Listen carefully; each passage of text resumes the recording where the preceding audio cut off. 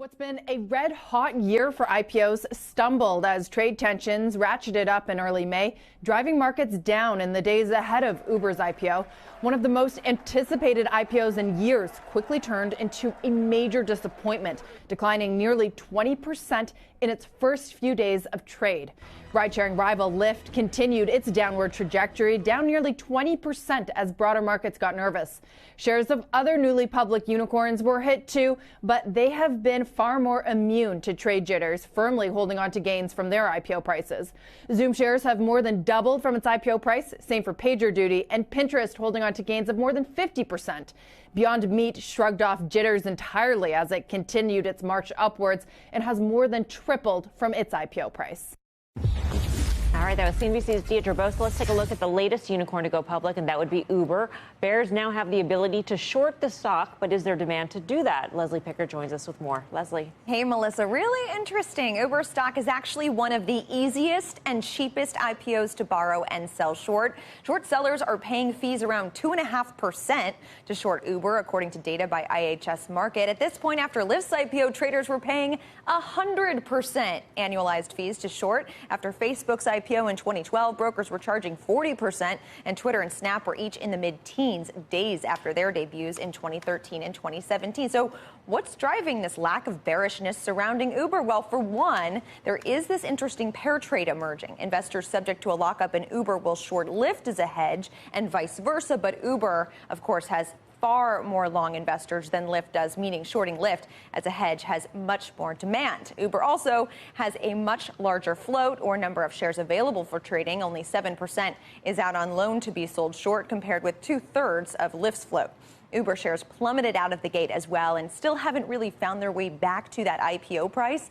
And it may just simply be that more investors want to bet against the number 2 player in the ride-hailing space.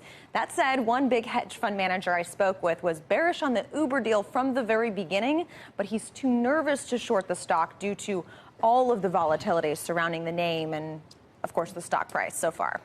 And the fact that it already fell from its IPO, right. It seems like it maybe already took its hit. It didn't get inflated thereafter with a pop. Exactly. I mean, I wasn't sure if some of that was, some short sellers kind of pursuing borrows on locate that was helping push the stock price down out of the gate. But it appears that, now that we know the numbers, now that the IPO itself is settled, that really there isn't as much demand as a lot of the other recent IPOs we've seen.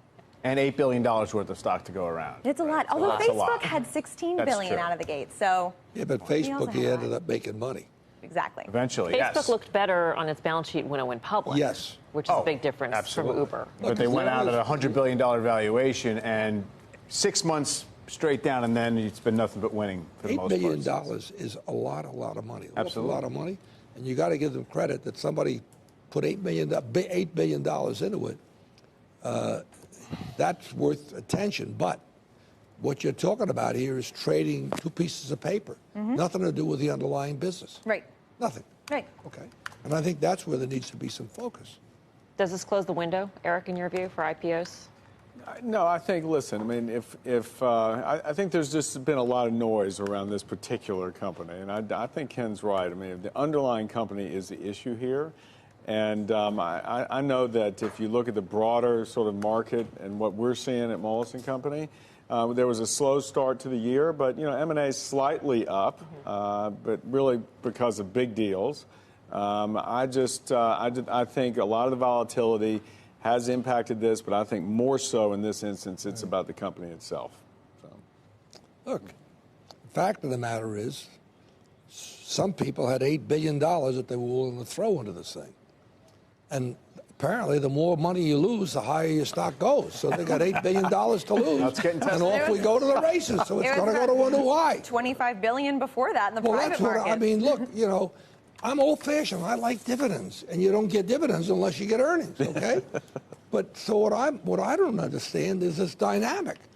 That the more you lose, the more valuable you become. Maybe this is the turn. Maybe this is it. The trouble with these IPOs is that it comes at a time when the Vision Fund wants to raise money for another fund. So how does it do that when it has these, when it has Uber?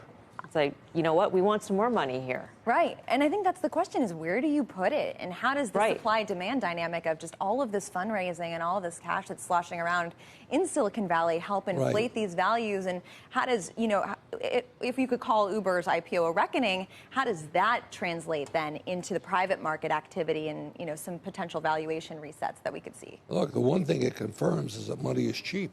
Look at interest rates. The question is, if you tighten up on the money supply, what's going to happen here? Some point, you got to earn money. I don't know when that happens, and maybe there's another $100 billion out there that's keep losing it. Here, how much more do you need to lose? We'll keep giving you the money. That's what we're looking at here. I'm not smart enough to know the fundamentals of the business, how many cars are going to be around here with no drivers. I know the other night a friend of mine gave me a ride. I was with him at dinner, and we get into this car, a Uber car, and the guy couldn't speak a word of English, and it was the most frustrating thing in the world because we wanted him to change direction where he was going. My God, it was a nightmare. So, man, maybe we're willing to suffer that. I don't know. You got to go back into the app and change your destination. That's what you do. That's what he did. Yeah, He finally figured. Sure. No, the driver couldn't tell us. The driver couldn't tell us that. That's what you need to My friend do. understood it.